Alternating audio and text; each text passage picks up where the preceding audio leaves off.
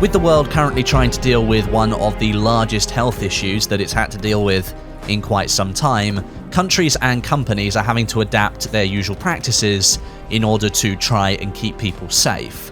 Last night, DICE became the latest company to announce certain measures, and they are going to impact the games that they're currently working on. So that's Battlefield 5, Battlefront 2, and any number of unannounced titles, and one of those is the next Battlefield game. DICE released a statement last night giving us information on how they're trying to protect their employees and what kind of effect it's really going to have on the day-to-day workings of the products that they have. So I'll read that statement for you now. Today, we've taken the necessary steps to help enable our teams across DICE with the option of working remotely in order to best protect their health and well-being. We also wanted to take the time to share a few quick points with you, our players, in order to help you understand what effect this is going to have on our games. This will not have an impact on our infrastructure. All of our titles will remain online, our servers remain active, and we have live support teams across the globe that we work with each and every day that will help monitor and track the health of our services. If you encounter anything weird in our games, it's likely we're already on top of it, and we'll still be able to keep you informed on our progress for addressing any live issues. So what will this affect? We'll need some time to switch up some parts of our workflows and adapt to the change. Remote work isn't new to us. We're a flexible studio that always supports our team with the ability to work from home, but to do it en masse will likely throw up the odd hiccup that we'll work with our central teams at EA to resolve as quickly as possible. We've also decided to openly share all of our processes, learnings, and decisions with the wider Swedish gaming industry to support all big and small studios out there as they potentially start to explore work-from-home setups. In turn, this may result in short delays to our next sequence of monthly updates and extend the time between updates beyond your usual expectations. But we largely anticipate no significant change for any of our planned releases.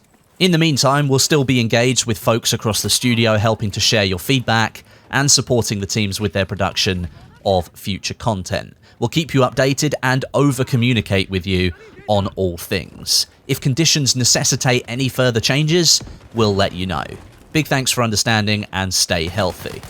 Well, in my opinion, first of all, this is obviously the correct decision to have taken.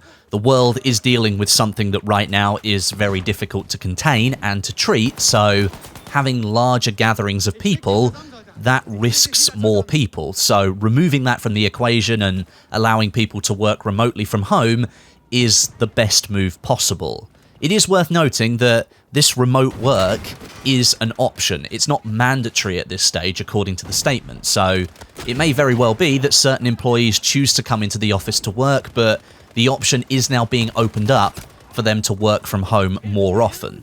Secondly, as the statement suggests, this is going to affect Battlefield 5, which is the main reason I made this video, to keep you all informed with what's going on.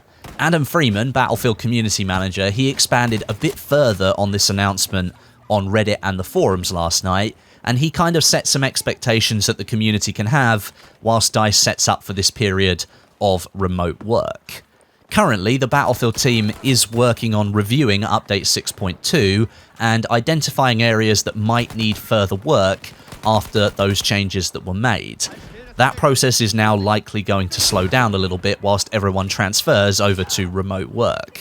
Then, Update 6.4, which is the next major patch for Battlefield 5, that was due to be deployed in early April. At least that was the target internally anyway. That could have always shifted even without the health concerns going on.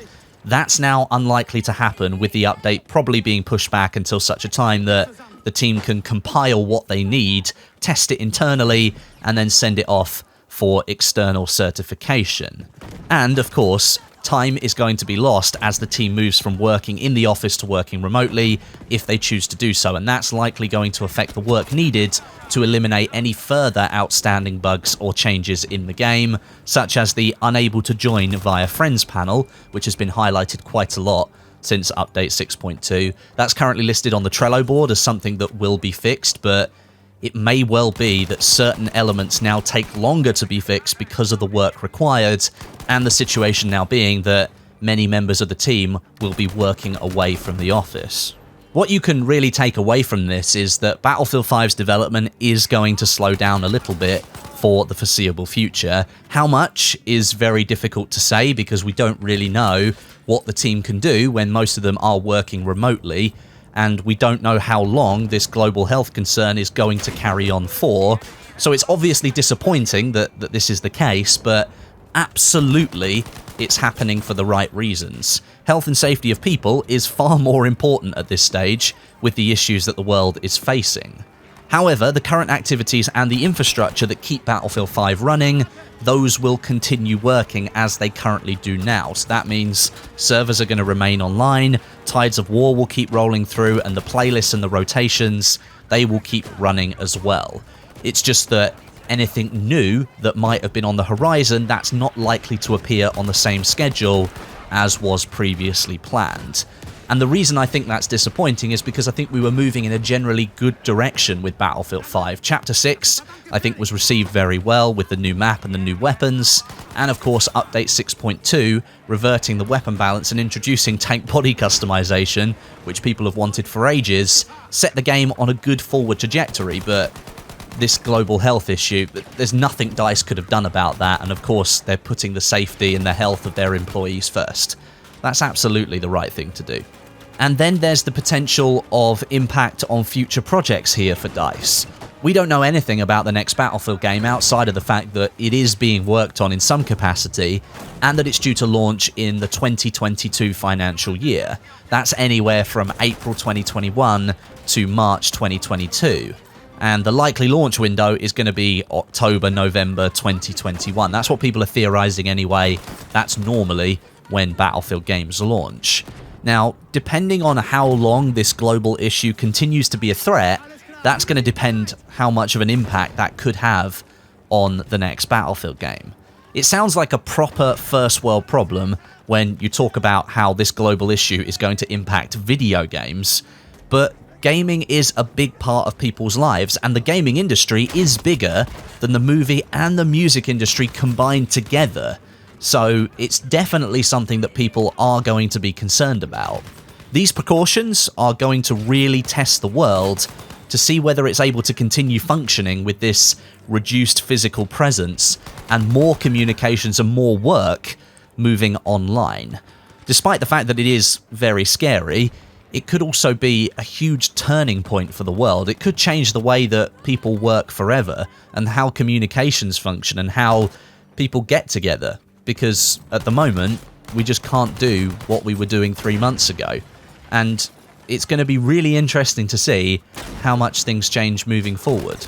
And I think with DICE mentioning in their statement that they're going to be providing information to other Swedish-based studios about moving basically their entire workforce over to a remote setup, I think that means that we're going to see more and more studios, not just in Sweden, but I think everywhere in the world, they're going to move in DICE's footsteps over the next few weeks or months or so. I think it's inevitable. Yesterday, the world's biggest gaming expo, E3, that was cancelled for 2020, which means no global gathering of gaming companies, publishers and fans in June for the first time in nearly 2 decades. I think most things are going to go online, so we're going to be seeing lots more live streamed events instead. The NBA season, that was suspended indefinitely yesterday. Football matches across Europe, they're being cancelled or they're being played behind closed doors. The US has just implemented a travel ban from most EU countries for the next 30 days, and the world stock markets, they're in complete freefall at the moment. The world is dealing with something completely unprecedented, and one of the main ways to stop the spread is to isolate and put in blockades with limiting human contact. It's going to hit every industry, and gaming is really no exception. So there you go, that's how this is going to impact Battlefield 5, which of course is the reason I'm making this video, because you guys deserve to know what's happening with the video game that we all like to play. Once I hear any further information about what's happening with Update 6.4 or any new content as we move forward with this new working condition for the DICE studio, I will of course let you know. But there is still stuff that we can look forward to. The Tides of War is going to rotate every week. I think Rush is coming back in the next couple of weeks. And I think it's been set up on Wake Island, which could be pretty awesome. And I think the grind game mode is back this week for Tides of War. Not 100% sure, but I think it's this week. So there are still a few things that we can look forward to. It's just that the content that might have been on the horizon is probably going to get pushed back a little bit. But thanks very much for watching. Leave me a rating and a comment. It is always appreciated, and I'll catch you guys in the next one.